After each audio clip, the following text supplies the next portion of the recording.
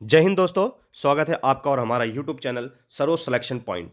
तो आपका सिलेक्शन दूर नहीं है, बहुत जल्द आपको सिलेक्शन मिलने वाला है। बस आप लोग ऐसे ही मेहनत करते रहिए, हमारे साथ जुड़े रहिए। तो आज का हमारा टॉपिक आपकी एग्जाम की दृष्टि से बहुत ही हेल्पफुल और बहुत ही महत्वपूर्ण साबित होने वाला है। आज हम लेके आए हैं भारत का सामान्य ज्ञान। इंडिया जीके से हम वो मोस्ट 50 इंपॉर्टेंट क्वेश्चन आप लोगों के सामने लेके आए हैं, जो पिछले 15-20 सालों से हर बार एग्जाम में रिपीट किए जा रहे हैं। तो ये 50 क्वेश्चन आपके आगामी एग्जाम के लिए बहुत ही हेल्पफुल साबित होने वाले हैं। तो इन 50 के 50 क्वेश्चनों को आप बहुत ही ध्यानपूर्वक और अच्छे से पढ़िएगा और वीडियो को शुरू से अंत तक देखिएगा, क्योंकि ये सारे क्वेश्चन बहुत ही इंपॉर्टेंट हैं। तो चलिए दोस्तों, जल्दी जल्दी इस वीडियो को हम 50 क्वेश्चनों को खत्म करते हैं और क्वेश्चन की ओर चलते हैं। चलिए दोस्तों, क्वेश्चन नंबर 1 से शुरू करते हैं। तो क्वेश्चन शुरू करने से पहले दोस्तों, अगर आप हमारे चैनल पर नए हैं तो प्लीज़ चैनल को सब्सक्राइब करिए, अपना सपोर्ट बनाए रखिए। चलिए क्वेश्चन नंबर 1 से शुरू करते हैं। भारत का सबसे बड़ा शहर कौन सा है? काफी अच्छा क्वेश्चन है। तो भारत का सबसे बड़ा शहर कौन सा है? तो इसका आंसर क्या होगा? तो इसका आंसर आप लोग देखेंगे तो इसका आंसर होगा मुंबई। ऑप्शन ए आपका राइट आंसर है। क्या होगा? मुंबई इसका राइट आंसर है। भारत का सबसे बड़ा शहर कौन सा है? तो क्या है? मुंबई है। चलिए आगे बढ़ते हैं, क्वेश्चन नंबर 2 की ओर चलते हैं। भारत का सबसे बड़ा राज्य कौन सा है? तो भारत का सबसे बड़ा राज्य कौन सा है? तो इसका राइट आंसर क्या होगा? तो भारत का सबसे बड़ा राज्य कौन सा है? तो यहां आप देखेंगे इसका राइट आंसर है ऑप्शन सी, राजस्थान। राजस्थान क्षेत्रफल की दृष्टि से भारत का सबसे बड़ा राज्य है। तो दूसरे नंबर पे देख लेते हैं हम। एक नंबर पे हमारा आता है राजस्थान। तो दूसरे नंबर पे कौन आता है? तो मध्य प्रदेश। तीसरे नंबर पे कौन आता है? महाराष्ट्र। तो उत्तर प्रदेश कितने नंबर पे आता है क्षेत्रफल की दृष्टि से? तो चौथे नंबर पे आता है। ठीक है, तो सबसे बड़ा कौन सा है? राजस्थान। चलिए आगे बढ़ते हैं। भारत में कुल कितने राज्य हैं? काफी अच्छा क्वेश्चन है। तो भारत में कुल कितने राज्य हैं? तो इसका राइट आंसर क्या होगा? तो इसका राइट आंसर होगा ऑप्शन ए, 28 राज्य हैं। कितने राज्य हैं? 28 राज्य हैं। और अगर हम केंद्र शासित प्रदेश की बात करें तो 8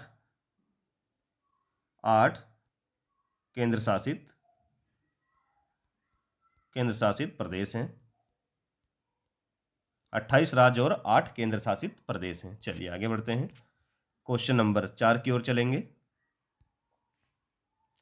भारत का सबसे लंबी नदी कौन सी है? भारत की सबसे लंबी नदी कौन सी है? तो इसका राइट आंसर क्या होगा? तो इसका राइट आंसर होगा ऑप्शन डी, गंगा। याद रखेंगे, क्या होगा? गंगा। अगर गंगा की लंबाई की बात करें तो कितनी है? 2525 किलोमीटर। कई बुकों में 2510 भी लिखा हुआ है। ठीक है, चलिए आगे बढ़ते हैं,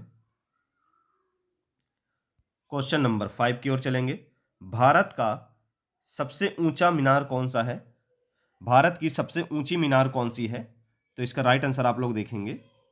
तो भारत की सबसे ऊंची मीनार कौन सी है? तो इसका राइट आंसर क्या होगा? तो इसका राइट आंसर आप लोग देखेंगे ऑप्शन बी, कुतुब मीनार। क्या होगा? ऑप्शन बी, कुतुब मीनार भारत की सबसे ऊंची मीनार है। अगर हम बात करें कुतुब मीनार के निर्माण की, तो इसकी नींव किसने रखी? तो इसकी नींव रखी 1192 ईस्वी में कुतुबुद्दीन ऐबक। कुतुबुद्दीन ऐबक कुतुबुद्दीन ऐबक ने इसकी नींव रखी। उसके बाद क्या हुआ? कुतुबुद्दीन की मृत्यु हो गई। उसके बाद इसका पूर्ण निर्माण यानी कि इसको पूरी तरह से किसने बनवाया? तो कुतुबुद्दीन ऐबक का एक उत्तराधिकारी था, इल्तुतमिश। इल्तुतमिश। फिर इल्तुतमिश ने इसका पूरी तरह से निर्माण करवाया, यानी कि पूरी तरह से फिर कुतुब मीनार को बनवाया। ठीक है, कुतुब मीनार को फिर पूरी तरह से 1200 ईस्वी में इल्तुतमिश ने इसको कंप्लीट करवाया। और इसकी नींव किसने रखी? तो 1192 ईस्वी में कुतुबुद्दीन ऐबक ने इसकी नींव रखी। चलिए आगे बढ़ते हैं, क्वेश्चन नंबर 6 की ओर चलेंगे। भारत का सबसे लंबा बांध कौन सा है? काफी अच्छा क्वेश्चन है। तो भारत का सबसे लंबा बांध यहां पे देखेंगे कौन सा है? तो इसका राइट आंसर होगा ऑप्शन सी, हीराकुंड बांध। कौन सा बांध होगा? ऑप्शन सी, हीराकुंड बांध भारत का सबसे लंबा बांध है? कौन सा है? हीराकुंड बांध भारत का सबसे लंबा बांध कौन सा है? तो वो है हीराकुंड बांध। अगर हम बात करें तो ये किस राज्य में है? तो ये है उड़ीसा राज्य में है। किस राज्य में है? उड़ीसा राज्य में है। अगर हम नदी की बात करें तो हीराकुंड बांध किस नदी पे बना हुआ है? तो महानदी। इसको याद रखेंगे, महानदी। मैं आप लोगों को बहुत डीपली समझा रहा हूँ, बहुत अच्छे तरीके से, सरल तरीके से, तो बिल्कुल ध्यानपूर्वक पढ़ेंगे, बिल्कुल आप कंफ्यूज नहीं होंगे। और सारे क्वेश्चन बहुत इंपॉर्टेंट हैं। हर बार किसी ना किसी एग्जाम में ये क्वेश्चन रिपीट किए जा रहे हैं, तो इसको बहुत अच्छे से पढ़ेंगे।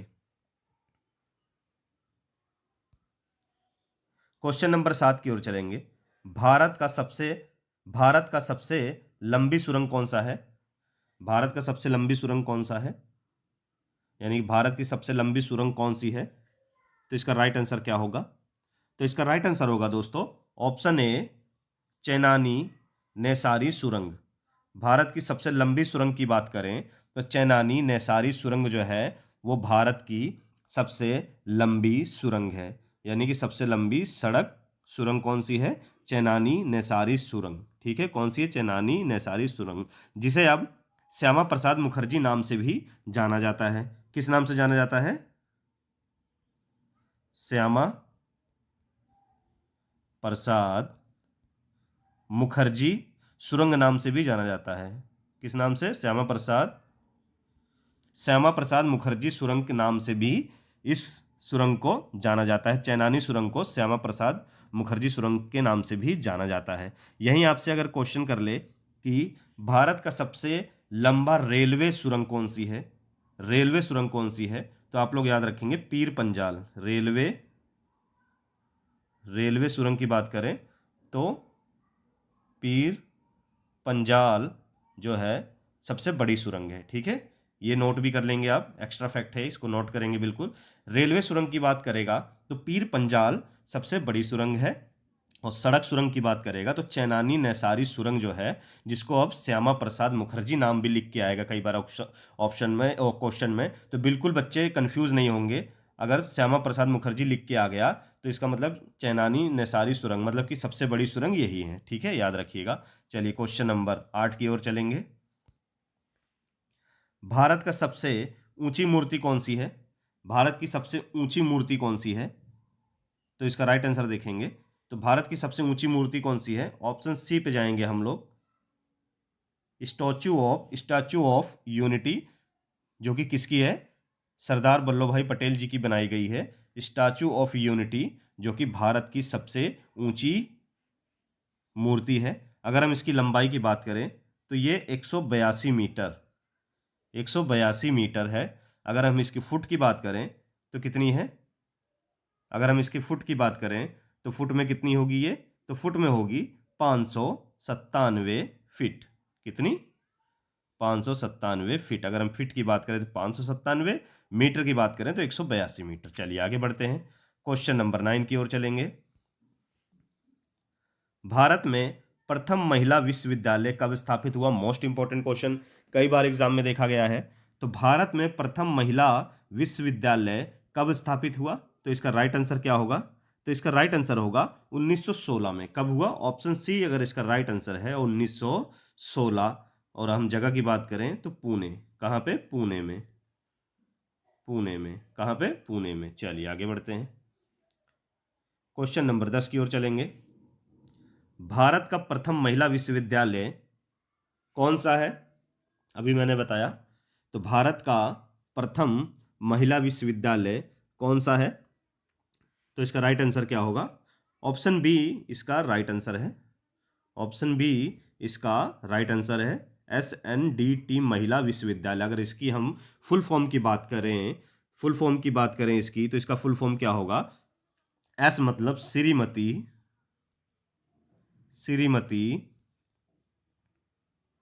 एन मतलब नाथीबाई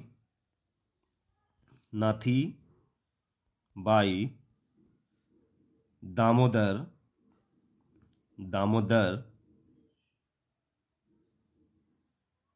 ठाकरसी। याद रखेंगे बच्चे इसे, श्रीमती नाथीबाई दामोदर ठाकरसर महिला विश्वविद्यालय इसका पूरा नाम है। ठीक है, बिल्कुल याद रखेंगे इसे। चलिए क्वेश्चन नंबर 11 की ओर चलेंगे। क्वेश्चन नंबर 11 क्या कहता है? माउंट एवरेस्ट पर चढ़ने वाली पहली भारतीय महिला कौन थी? काफी अच्छा क्वेश्चन है। तो माउंट एवरेस्ट पर चढ़ने वाली पहली भारतीय महिला कौन थी? तो इसका राइट आंसर क्या होगा? तो इसका राइट आंसर होगा ऑप्शन सी, बछेंद्री पाल। क्या होगा? ऑप्शन सी इसका राइट आंसर है, बछेंद्री पाल। कौन थी? बछेंद्री पाल। अगर हम डेट की बात करें तो ये कब गई थी? 1984 में, 1984 में सबसे पहले चढ़ने वाली ये माउंट एवरेस्ट पर महिला है भारत की। चलिए क्वेश्चन नंबर 12 की ओर चलेंगे। सर्वोच्च न्यायालय में प्रथम महिला न्यायाधीश कौन थी? काफी अच्छा क्वेश्चन है। तो सर्वोच्च न्यायालय में प्रथम महिला न्यायाधीश कौन थी? तो इसका राइट आंसर क्या होगा? तो ऑप्शन सी पे हम लोग जाएंगे। एम फातिमा बीबी जो हैं भारत की पहली महिला, प्रथम महिला न्यायाधीश कौन है? एम फातिमा है।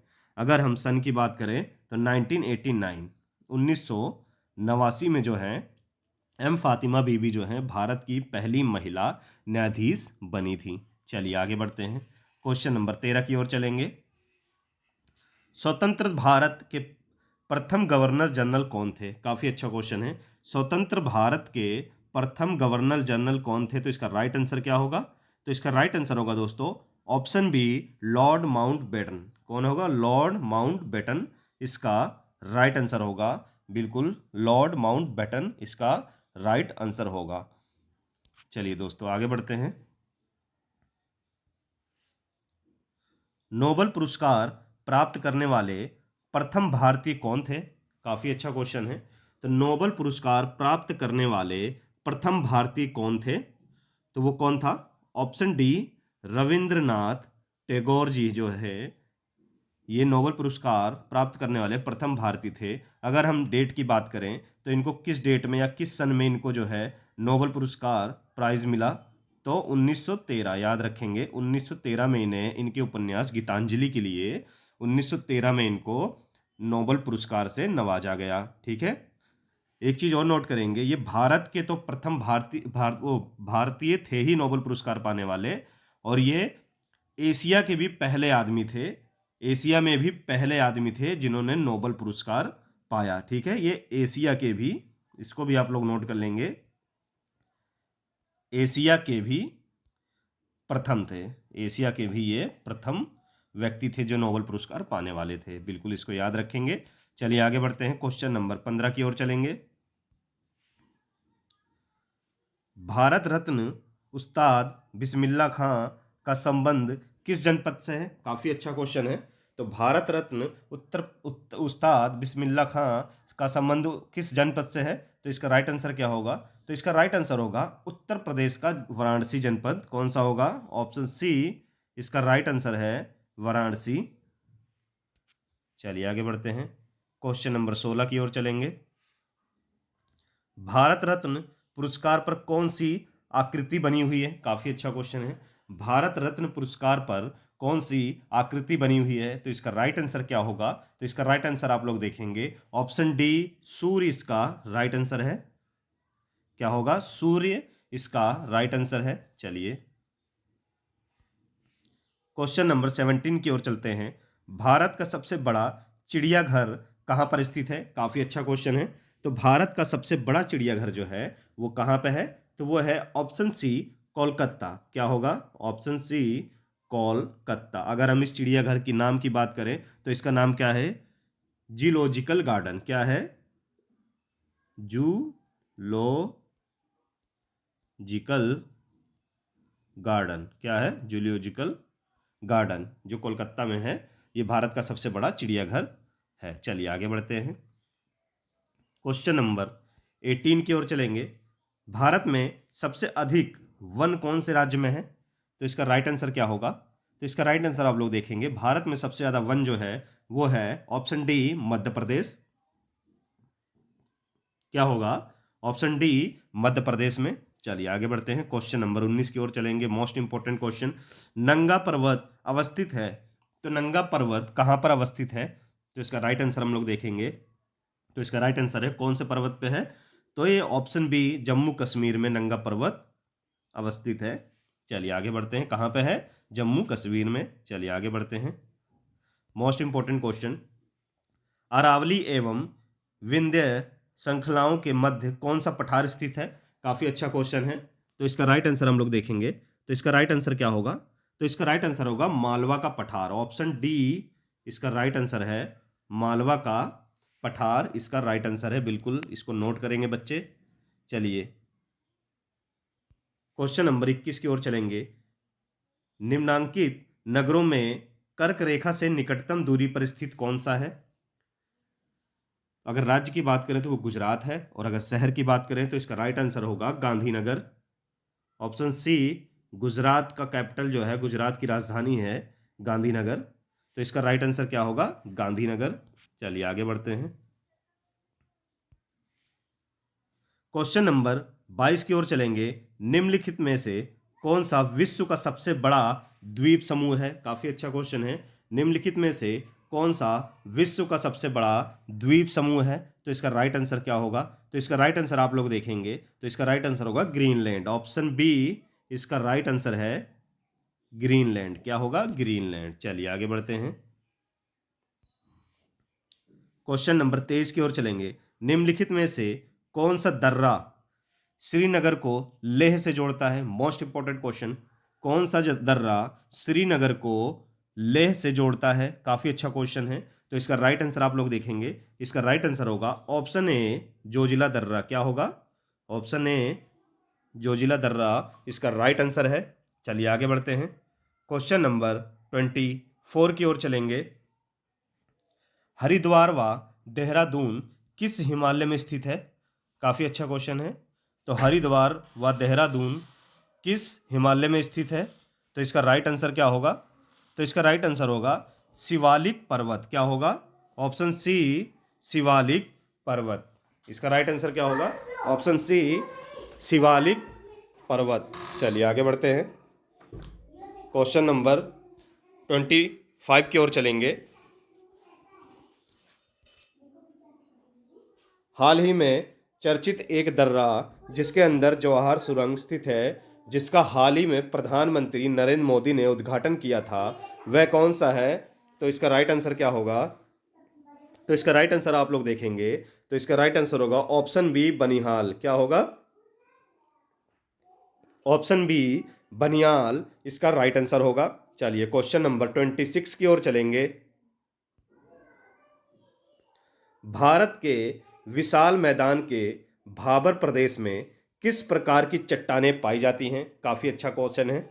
तो इसका राइट आंसर क्या होगा? भारत के विशाल मैदान के भाबर प्रदेश में किस प्रकार की चट्टानें पाई जाती हैं?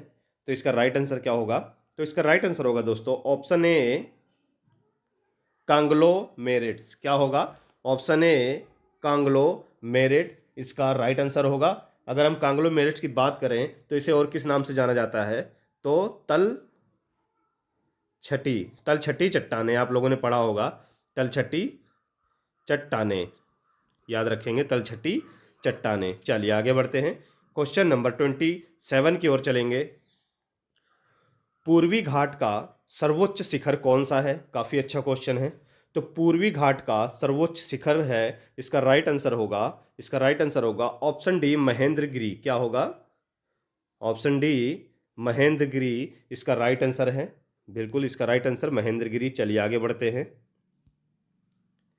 यदि भूमध्य रेखा भारत के मध्य से गुजरती है तो भारत की जलवायु होती है, तो भारत की जलवायु कैसी होगी? यदि भूमध्य रेखा भारत के मध्य से गुजरती है तो भारत की जलवायु कैसी होगी? तो इसका राइट आंसर क्या होगा? तो इसका राइट आंसर आप लोग देखेंगे, इसका राइट आंसर होगा उष्ण एवं आर्द्र। क्या होगा? ऑप्शन ए उष्ण एवं आर्द्र इसका राइट आंसर होगा। चलिए क्वेश्चन नंबर 29 की ओर चलेंगे।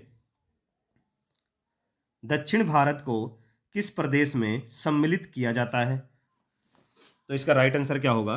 दक्षिण भारत को किस प्रदेश में सम्मिलित किया जाता है? तो इसका राइट आंसर होगा उष्ण प्रदेश। क्या होगा? ऑप्शन डी इसका राइट आंसर है उष्ण प्रदेश इसका राइट आंसर है। चलिए बिल्कुल आगे बढ़ते हैं क्वेश्चन नंबर 30 की ओर। कौन सा सूचकांक भारत में गरीबी तीव्रता की माप के लिए सबसे उपयुक्त है? काफ़ी अच्छा क्वेश्चन है। तो इसका राइट आंसर क्या होगा?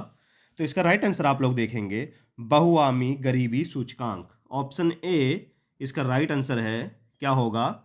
बहुआमी गरीबी सूचकांक इसका राइट आंसर है। चलिए क्वेश्चन नंबर 31 की ओर चलेंगे। कौन सा कार्यक्रम ग्रामीण भारत में गरीबी दूर करने हेतु उपयोग किया जाता है, यानी कि किया जाता है? तो कौन सा कार्यक्रम ग्रामीण भारत में गरीबी दूर करने हेतु है? तो कौन सा कार्यक्रम है? तो इसका देखेंगे आप लोग। ऑप्शन ए पे जाएंगे, TRYSEM, बिल्कुल ये भी सही है। IRDP ये भी सही है। NREP ये भी सही है। तो उपयुक्त सभी, ये सभी प्रोग्राम जो हैं भारत की ग्रामीण भारत में गरीबी दूर करने हेतु हैं। चलिए आगे बढ़ते हैं। क्वेश्चन नंबर 32 की ओर चलेंगे।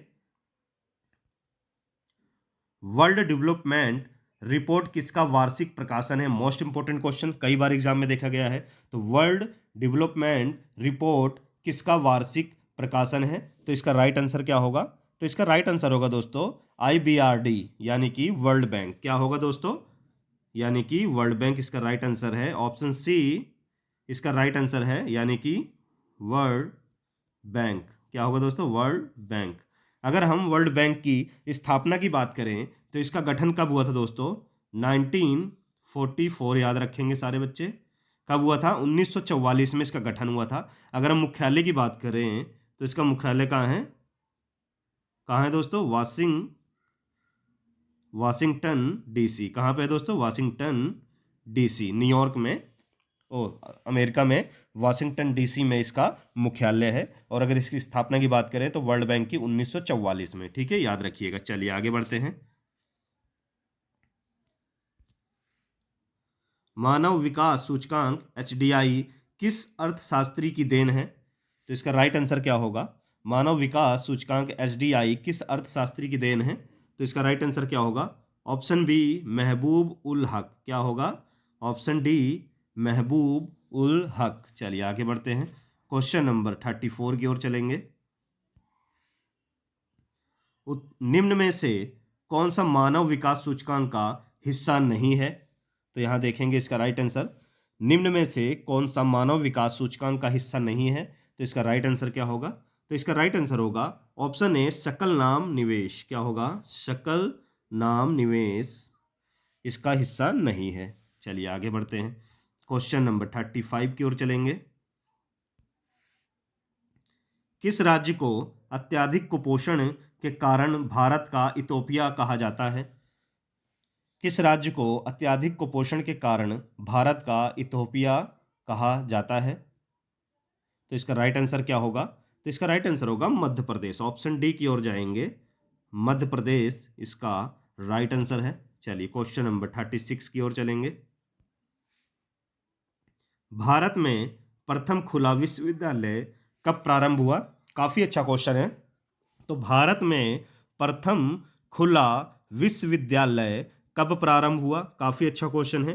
तो इसका राइट आंसर हम लोग देखेंगे। तो इसका राइट आंसर है दोस्तों ऑप्शन बी 1982, बिल्कुल इसका राइट आंसर है। तो भारत में प्रथम खुला विश्वविद्यालय कब प्रारंभ हुआ?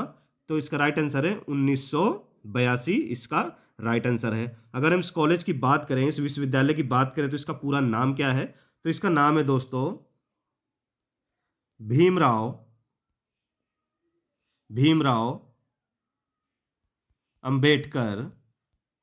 आप लोग अच्छे से इसको लिख लेंगे, भीमराव अंबेडकर ओपन यूनिवर्सिटी। क्या है? Bhimrao Ambedkar open university. इसकी स्थापना कब हुई? 1982। अगर हम जगह की बात करें तो ये कहाँ पे है? तो ये है हैदराबाद। नोट करेंगे बच्चे, हैदराबाद। कहाँ पे है?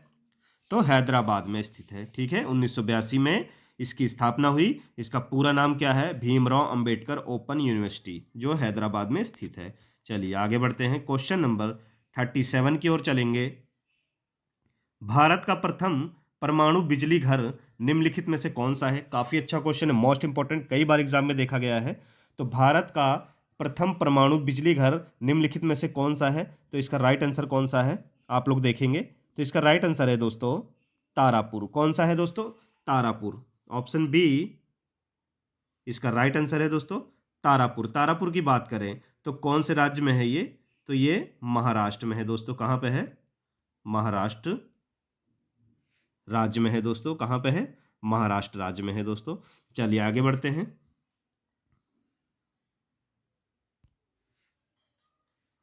भारतीय कृषि अनुसंधान संस्थान पूसा बिहार में किस वर्ष स्थापित हुआ? तो किस वर्ष स्थापित हुआ दोस्तों? तो वो कौन सा साल है? तो इसका राइट आंसर क्या होगा? तो इसका राइट आंसर होगा ऑप्शन ए 1905। बिल्कुल नोट करेंगे सारे दोस्त, सारे बच्चे, सारे दोस्त इसको नोट करेंगे। तो भारतीय कृषि अनुसंधान संस्थान पूसा बिहार में किस वर्ष स्थापित हुआ? तो वो हुआ 1905 में। बिल्कुल नोट डाउन करेंगे इसको। चलिए आगे बढ़ते हैं क्वेश्चन नंबर 39 की ओर। भारतीय खाद्य निगम की स्थापना किस वर्ष हुई? भारतीय खाद्य निगम की स्थापना कब हुई? तो इसका राइट आंसर सब लोग देखेंगे। तो इसका राइट आंसर होगा 1965। क्या होगा? ऑप्शन बी इसका राइट आंसर है 1965। अगर हम इसके मुख्यालय की बात करें तो वो कहाँ है? दिल्ली। कहाँ पे है? दिल्ली में इसका मुख्यालय है। कहाँ है? दिल्ली। चलिए आगे बढ़ते हैं क्वेश्चन नंबर 40 की ओर चलेंगे। भारत में खारे पानी की सबसे बड़ी तटीय झील कौन सी है? काफी अच्छा क्वेश्चन है। तो भारत में खारे पानी की सबसे बड़ी तटीय झील कौन सी है? तो इसका राइट आंसर होगा, आप लोग देखेंगे, ऑप्शन डी चिल्का झील इसका राइट आंसर है। चिल्का झील इसका राइट आंसर है। अगर हम चिल्का झील की बात करें तो ये किस राज्य में है? तो ये किस राज्य में है दोस्तों? ये है उड़ीसा में। कहाँ पे है? कहाँ पे है दोस्तों? उड़ीसा में है। कहाँ पे है? तो ये है उड़ीसा राज्य में। चलिए आगे बढ़ते हैं। वूलर झील भारत के किस राज्य में स्थित है? काफी अच्छा क्वेश्चन है। तो वूलर झील भारत के किस राज्य में स्थित है? तो इसका राइट आंसर क्या होगा? तो इसका राइट आंसर होगा जम्मू कश्मीर। बिल्कुल नोट करेंगे ऑप्शन बी, वूलर झील जम्मू कश्मीर में है, जो कि भारत की सबसे बड़ी मीठे पानी की झील भी कही जाती है, जो कि भारत की सबसे बड़ी मीठे पानी की झील है। किसकी? मीठे पानी की। याद रखेंगे इसको, मीठे पानी की झील। भारत की सबसे बड़ी मीठे पानी की झील कौन सी है? तो वूलर झील है, जो कि जम्मू कश्मीर में स्थित है। चलिए आगे बढ़ते हैं क्वेश्चन नंबर 42 की ओर चलेंगे। भारतीय संविधान का कौन सा अनुच्छेद भारत की निवेश नीति से संबंधित है? भारत की विदेश नीति से संबंधित है। काफी अच्छा क्वेश्चन है, मोस्ट इंपोर्टेंट। भारतीय संविधान का कौन सा अनुच्छेद भारत की विदेश नीति से संबंधित है? Most important question. तो इसका राइट आंसर आप लोग देखेंगे तो अनुच्छेद 51 जो है भारत की विदेश नीति से संबंधित है। ऑप्शन बी इसका राइट आंसर है। अनुच्छेद 51 जो है भारत की विदेश नीति से संबंधित है। चलिए आगे बढ़ते हैं क्वेश्चन नंबर 43 की ओर चलेंगे। 43, भारत का नेपोलियन किसे कहा जाता है? काफी अच्छा क्वेश्चन है। तो भारत का नेपोलियन दोस्तों किसको कहा जाता है? तो बिल्कुल बहुत बार क्वेश्चन में ये देखा गया है, वनडे एग्जाम में ये क्वेश्चन जरूर पूछा जाता है, तो इसको नोट करेंगे बिल्कुल। तो भारत का नेपोलियन किसे कहा जाता है? ऑप्शन बी समुद्रगुप्त की ओर जाएंगे। समुद्रगुप्त जो कि गुप्त काल के थे, गुप्त वंश के थे। अगर हम गुप्त काल के संस्थापक की बात करें तो कौन था? श्रीगुप्त। याद रखेंगे सब लोग, श्री गुप्त। गुप्त काल के संस्थापक की बात करें तो श्रीगुप्त। और हमारा क्वेश्चन क्या है? भारत का नेपोलियन किसे कहा गया दोस्तों? तो किसे कहा गया? समुद्रगुप्त। बिल्कुल याद रखेंगे, भारत का नेपोलियन समुद्रगुप्त। काफी इंपॉर्टेंट क्वेश्चन है, बहुत बार एग्जाम में देखा गया है, तो बिल्कुल इसको नोट करेंगे दोस्तों। ये सारे क्वेश्चन दोस्तों मोस्ट सेलेक्टेड क्वेश्चन मैं आप लोगों के लिए लेके आ रहा हूं, ताकि आपके एग्जाम से पहले हम सारा सिलेबस आपका कंप्लीट करवा दें और मोस्ट इंपॉर्टेंट क्वेश्चन आप लोगों तक लेके आएँ, ताकि उन्हीं इंपॉर्टेंट क्वेश्चनों में से आपको एग्जाम में वो क्वेश्चन जरूर मिले। तो इन सारे क्वेश्चनों को ध्यानपूर्वक देखिएगा और अच्छे से शुरू से अंत तक इसको क्वेश्चन को नोट करते रहिए। चलिए आगे बढ़ते हैं। मौलिक कर्तव्यों को किस देश से ग्रहण किया गया है? काफी अच्छा क्वेश्चन है। मौलिक कर्तव्यों को किस देश से ग्रहण किया गया है? तो इसका राइट आंसर क्या होगा? तो इसका राइट आंसर आप लोग देखेंगे ऑप्शन डी सोवियत संघ। क्या होगा? ऑप्शन डी सोवियत संघ इसका राइट आंसर है। चलिए आगे बढ़ते हैं। भारतीय अंतरिक्ष अनुसंधान संस्थान का मुख्यालय कहाँ पर अवस्थित है? काफी अच्छा क्वेश्चन है। तो भारतीय अंतरिक्ष अनुसंधान संस्थान का मुख्यालय कहाँ पर स्थित है? भारतीय अंतरिक्ष अनुसंधान को इसरो भी कहते हैं। क्या कहते हैं? इसरो। तो ये कहाँ पर अवस्थित है दोस्तों? तो इसका राइट आंसर क्या होगा? Option B Bangalore. ठीक है दोस्तों, कर्नाटक राज्य के बेंगलोर शहर में स्थित है। बेंगलोर में है। तो बेंगलोर में है, कहाँ पे है दोस्तों? बेंगलोर में। इसरो अवस्थित कहाँ है मुख्यालय इसका? तो कहाँ है? बेंगलोर में। ठीक है दोस्तों। तो इसकी अगर हम स्थापना की बात करें दोस्तों, तो इसरो की स्थापना कब हुई? तो इसरो की स्थापना हुई 15 अगस्त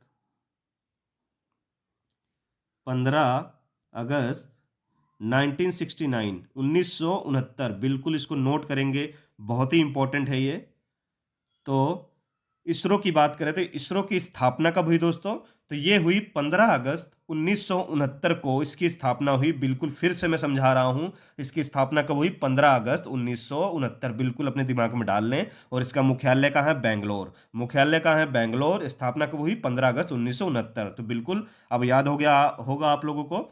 तो अगर मैं स्थापना की बात करूं तो इसकी स्थापना कब हुई? 15 अगस्त 1969। और मैं इसके मुख्यालय की बात करूं तो बेंगलोर। क्योंकि बहुत ही इंपॉर्टेंट क्वेश्चन है, तो इसको अच्छे से दिमाग में रट लें। चलिए आगे बढ़ते हैं, क्वेश्चन नंबर 46 की ओर चलेंगे।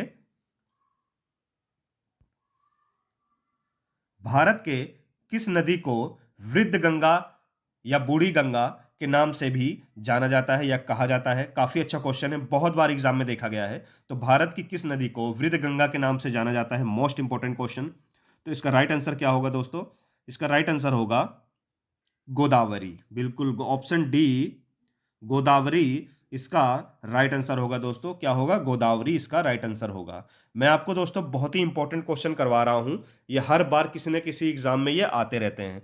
तो ऐसे ही हमारे साथ जुड़े रहिए और चैनल को सब्सक्राइब करते रहिए दोस्तों, अपना सपोर्ट बनाए रहिए।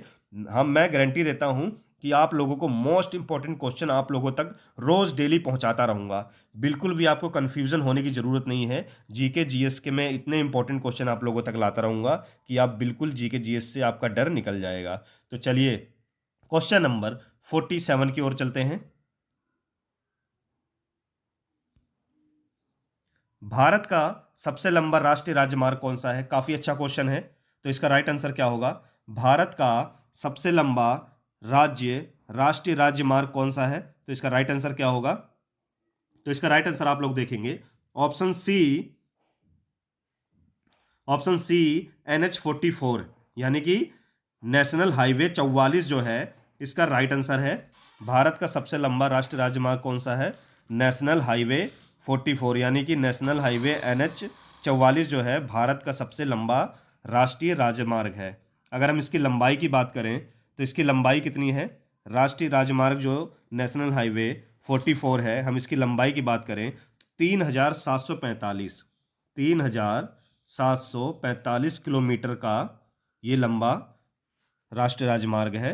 तो बिल्कुल याद रखें, ये कहाँ से कहाँ तक है? ये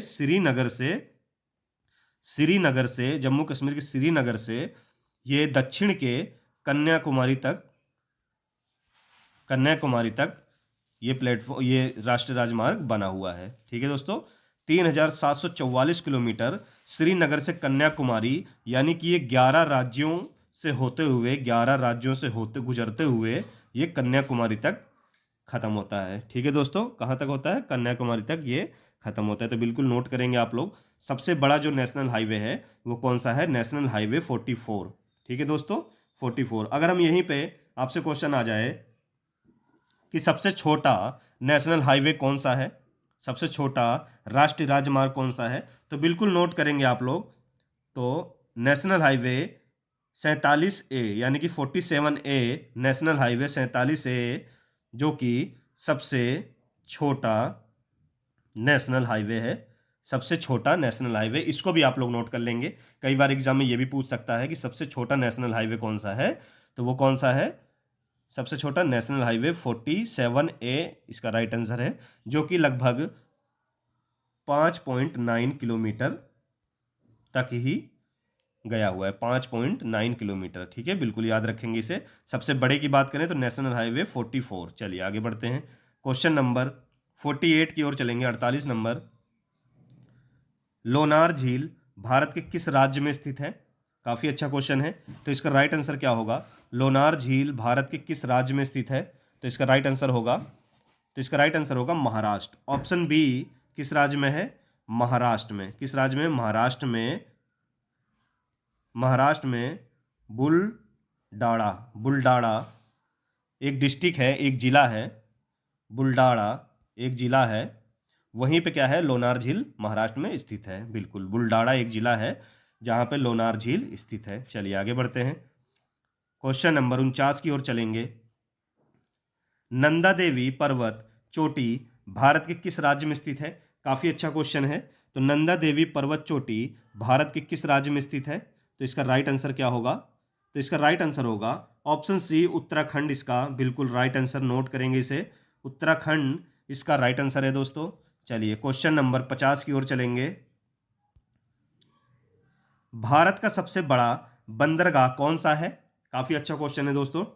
तो भारत का सबसे बड़ा बंदरगाह कौन सा है? तो इसका राइट आंसर आप लोग देखेंगे तो इसका राइट आंसर है ऑप्शन बी मुंबई। मुंबई जो कि भारत का सबसे बड़ा बंदरगाह है दोस्तों। क्या है? भारत का सबसे बड़ा बंदरगाह मुंबई है। तो ये थे हमारे टॉप 50 भारत जीके से जो मोस्ट इंपॉर्टेंट है आपके आगामी एग्जाम के लिए। तो इन सारे क्वेश्चनों को बिल्कुल अच्छे से पढ़ेंगे, ना समझ आए तो वीडियो को शुरू से दोबारा देखेंगे। तो इसी तरह अपना सपोर्ट बनाए रहिए, हमारे चैनल को सब्सक्राइब करते रहिए। चलिए आगे बढ़ते हैं, ये क्वेश्चन आप लोगों को दिया जा रहा है, इसका जवाब आप लोग कमेंट बॉक्स में देंगे। ये क्वेश्चन आप लोगों के लिए है। अभी मैंने इससे पहले आप लोगों को एक क्वेश्चन बहुत अच्छे से समझाया था। तो भारतीय अंतरिक्ष अनुसंधान संगठन की स्थापना कब हुई थी? यानी कि इसरो की स्थापना कब हुई थी? तो इसका आंसर आप लोग कमेंट बॉक्स में देंगे। तो चलिए इसका आंसर आप लोग कमेंट बॉक्स में देंगे। चलिए फिर मिलते हैं नेक्स्ट वीडियो में एक अच्छे और इम्पोर्टेंट टॉपिक के साथ।